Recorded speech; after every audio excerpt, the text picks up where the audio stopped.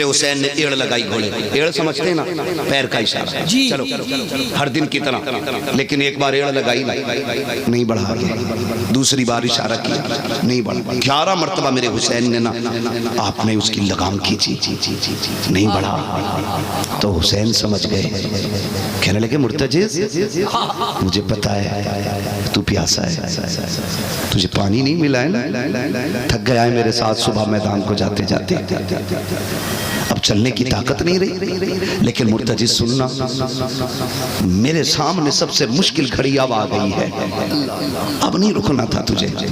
زینب دیکھ خیمے کے تنابے پہ کھڑی ہے, ام رباب کھڑی ہے, شہربانوں مجھے آخری بار دیکھ رہی ہے. آج تو دوڑنا تھا نا, تو رک گیا یار, یہاں تک ساتھ نبھایا, تھوڑا اور چل دیتا. مرتجز آگے نہیں بڑھا. میرا امام کہتا ہے سن, میں کریم ابن کریم ہوں, ہم کسی پہ زیادتی نہیں کرتے. کہتے تیری مرضی ہے, چاہے تو نہر فرات جا کے پیاس بجھا لینا, چاہے تو کوفہ جا کے پیاس بجھا لے, چاہے تو شہر مدینہ واپس چلا جا, تیری مرضی روکوں گا نہیں. یہ کہہ کے آپ نے زین سے جب پیر نکالنا شروع کیا نا, مرتجز کی آنکھ میں آنسو آ گئے. اس نے کہا مالک آج بولنے کی طاقت دے دے, اگر آج بھی نہ بولا تو قیامت تک کے لیے لوگوں کے تانوں کا شکار بن جاؤں گا. اللہ نے اس کی دعا قبول کی, اسے قوت گویائی مل گئی. لوگ کہتے ہیں یہ کیسے ہو سکتا ہے, حسین کا گھوڑا بول گیا. میں نے کہا قرآن پڑھ, اگر اصحاب کہف کا کتا بول سکتا ہے تو علی کے بیٹے کا گھوڑا بھی بول سکتا ہے. واہ واہ واہ واہ, لاجواب, بالکل. اگر اصحاب کہف کا کتا بول سکتا ہے, بات جب نبی کے گھر کی آتی ہے تجھے دلیلیں چاہیے.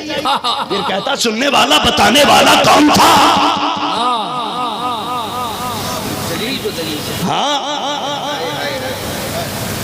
یہ کنڈیشن ہے لوگوں کو. مرتجز بولا, اس نے کہا امام نوکروں سے ایسی باتیں نہیں کی جاتی ہیں, مجھے معلوم ہے تیرا اکبر پیاسا گیا ہے, تیرا اصغر پیاسا گیا ہے, انہوں محمد پیاسے گئے ہیں, میری پیاس تیرے گھر والوں سے زیادہ تو نہیں ہے. کبھی بڑھتا کیوں نہیں, کہا کیسے بڑھوں, وہ ذرا دیکھ تو شدید خیمے کے دروازے پہ تیری چھوٹی سی سکینہ کھڑی ہے. جب تو کہتا کہ چل, وہ ہاتھ ہلا کے کہتی کہ مرتجز میرے باپ کو نہ لے کے جانا, جو گیا ہے وہ واپس نہیں آیا ہے. حسین بتا وہ سکینہ وہ ہے جس کی کبھی تم نے نہیں ڈالی ہے, میں کیسے چلا جاتا. ذرا سن تو صحیح, تیری بیٹی کیا کہتی ہے. میرے امام نے بیٹی کی طرف مڑ کے دیکھا, اور سن بیٹی کیا ہوتی ہے. کہا کیا بات ہے سکینہ, ہاتھ کے اشارے سے کہا ابا ایک بار اتر آئیے نا, میں آپ کو روکوں گی نہیں. اکبر گئے میں نے روکا نہ تھا, قاسم گئے میں نے روکا نہ تھا, عباس گئے میں نے روکا نہ تھا, میں آپ کو بھی نہیں روکوں گی. کہا پھر بات کیا ہے. کہا آخری بار چند باتیں کرنی ہے. میرے امام نے بیٹی کے یہ جملے سنے, آپ اترے سواری سے, دل کہہ رہا تھا حسین سکینہ وہ ہے جو تیرے سینے سے لگ کے سوتی ہے, سکینہ وہ ہے جسے آج تک تیرے سینے کے بغیر نیند نہیں آئی ہے. حسین آج کے بعد تیری سکینہ کو اکیلا سونا پڑے گا, آج اتنا پیار کر لے بیٹی سے تاکہ تیرے جانے کے بعد اس کو تیرے پیار کی کمی محسوس نہ ہو. یہ سوچ کر کے امام گھوڑے سے نیچے اترے گئے, بیٹی کی طرف بڑھے گئے, جیسے بازو بڑھائے تھے تاکہ بیٹی کو گود میں اٹھایا جا سکے. بیٹی ہوتی ہے ہاتھ جوڑ لیتی ہے, کعبہ یہ تکلیف نہ اٹھائیے, صبح سے آپ نے کتر لاشیں اٹھائی ہے, یہ بازو تھک گئے ہیں تیرے, میں بیٹی ہوں تیری, ابا تجھے تکلیف نہیں دوں گی. کعبہ اتنی جھک جائی ہے جیسے حالت رکوع میں بندہ جھک جایا کرتا ہے. میرا امام حالت رکوع میں آیا ہے, بیٹی نے بازوؤں کا ہار بنایا, باپ کے گلے میں ڈالا ہے, اور ڈال کے باپ کے چہرے کو دیکھ رہی ہے, ماتھے کو چوما سکینہ نے. حسین خاموش رکھے, دانے رخسار کو چوما, حسین خاموش رکھے, بائیں رخسار کو چوما, حسین خاموش رکھے, بیٹی نے لبوں کو چوما, حسین خاموش رکھے, سکینہ نے گلے کو چوما, حسین خاموش رکھے.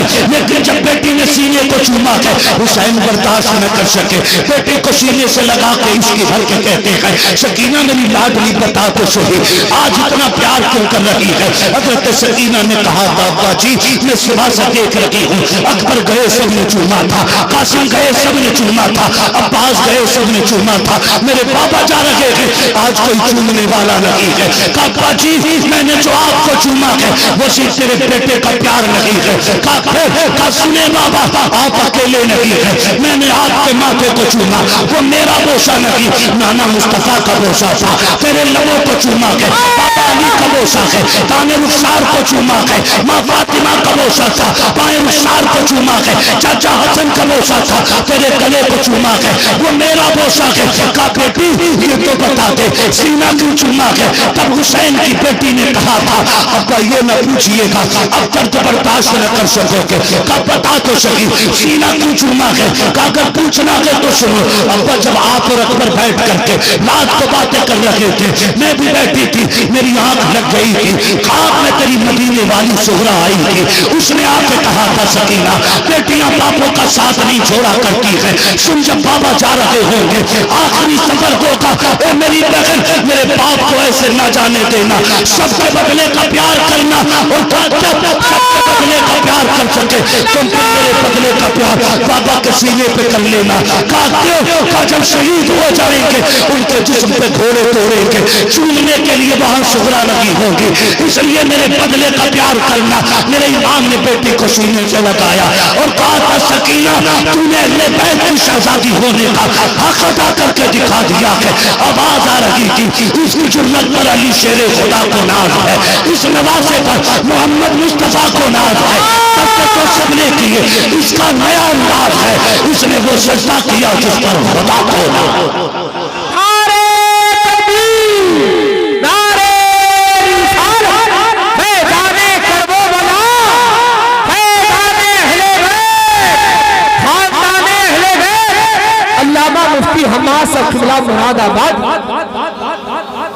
میں نہیں جانتا کہ کس کے دل پہ کیا گزری ہے, لیکن اتنا کہوں گا خدا را بیٹیوں کو عزت دیا کرو.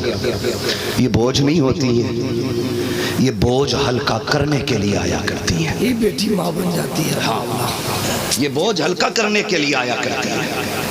بھائی اختر رضا بریلی شریف گئے, ایکسیڈنٹ ہوا, کہنے لگے پتہ نہیں رب نے کس کے کرم سے بچا لیا.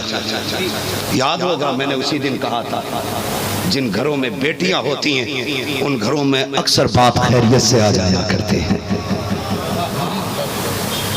اس لیے کہ بیٹیوں کا قدم رب کا کرم بن کے آتا ہے, کرم بن کے آتا ہے, کرم بن کے آتا ہو. غلط نہیں کہہ رہا ہوں. بھائی اسد صاحب بیٹی کو رخصت کر چکے ہیں ایک کو, میں قسم کھا کے کہہ سکتا ہوں گارنٹی کے ساتھ, میں نے اکثر باپ کو کہتے دیکھا ہے جب بیٹیاں چلی جاتی ہیں نا تو سب کچھ ہوتے ہوئے بھی کہتے ہیں یار جس دن سے بیٹی گئی ہے اس دن سے آنگن سونا لگ رہا. صحیح فرمایا.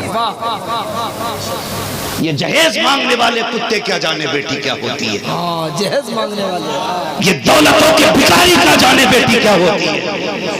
اللہ کی قسم جس نے بیٹی دے دی اس نے کل کائنات اٹھا کے دے دی ہے, کل کائنات اٹھا کے دیتی ہے. بیٹیاں بوجھ نہیں ہوتی ہیں, بیٹیاں بوجھ نہیں ہوتی ہیں. اور بیٹیوں والوں کبھی بیٹیوں کا بوجھ اٹھا کے چلا کرتا. صحیح بات, بیٹیوں کا بوجھ. حضرت رقیہ, حضرت ام کلثوم, جب حضرت عثمان غنی نے پہلی ہجرت کی حبشہ کی جانب,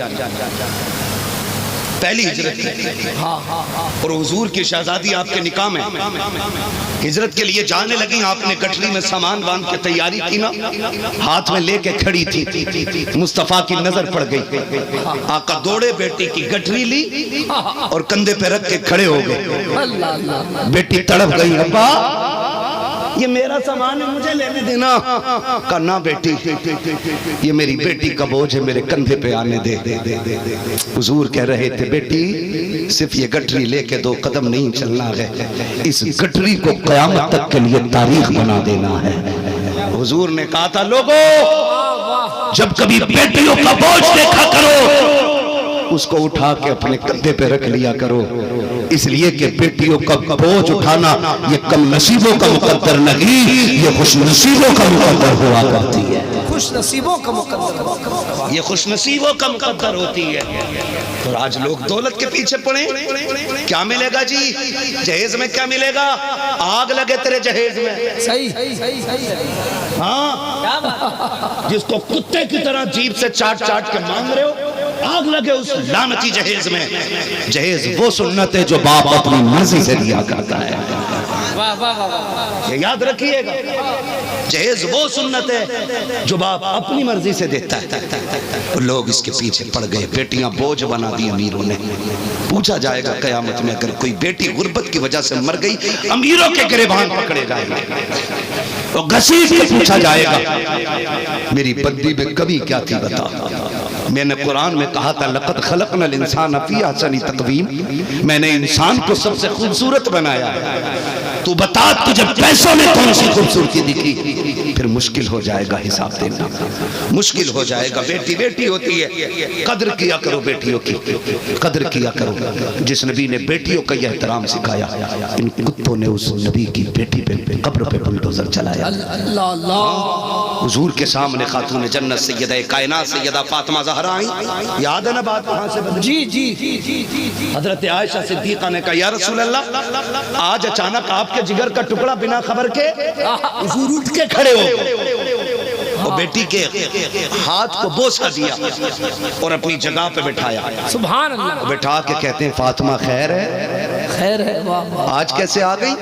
سن بیٹی کیا ہوتی ہے, بیٹی کیا ہوتی ہے. دھیرے سے دوپٹے کا کونا اٹھایا اور ایک گانٹھ لگی تھی کھولنا شروع کر دی. حضور دیکھتے رہ گئے, بیٹی کیا کھول رہی؟ جب دیکھا تو ایک روٹی تھی, اس میں ٹوٹا ہوا ایک لقمہ رکھا تھا. میرے نبی نے کہا فاطمہ کیا ہے؟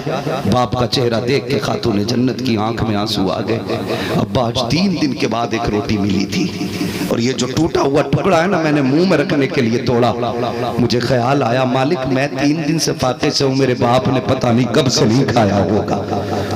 ابا جی آقا یہ خیال آتا, اور میں نے روٹی چھوٹ گئی میرے ہاتھ سے. حضور میں یہ ساری لے کے آ گئی. حضور ان کی آنکھ میں آنسو ہچکی بھری. نبی نے بیٹی کی پیشانی کو چوما. فاطمہ اللہ تجھے سلامت رکھے, بیٹی تو نے 3 دن سے کچھ نہیں کھایا, تیرے باپ نے تو 7 دن سے کچھ نہیں کھایا.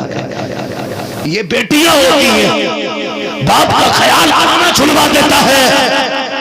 یہ میرے نبی کی لاڈلی بیٹی جس کو 3 دن کے بعد روٹی مل لگی ہے, وہ بیٹی باپ کے پاس روٹی لے کے آتی ہے. اور یہ پیار صرف بیٹی کا نہیں, باپ کا پیار بھی کمال ہے. ایک دن حضرت ابو بکر کو بھوک بڑی شدت کی لگی ہے, راستے میں آ کے کھڑے ہو گئے. ادھر سے حضرت عمر آ گئے. کہا عمر کیا حال ہے؟ کہا تمہارا چہرہ اترا ہوا ہے, لگتا کہ فاقے سے ہو. کہا ہاں. کہا ابو بکر نے کہا ہاں عمر جو تیرا حال ہے وہی میرا حال بھی ہے.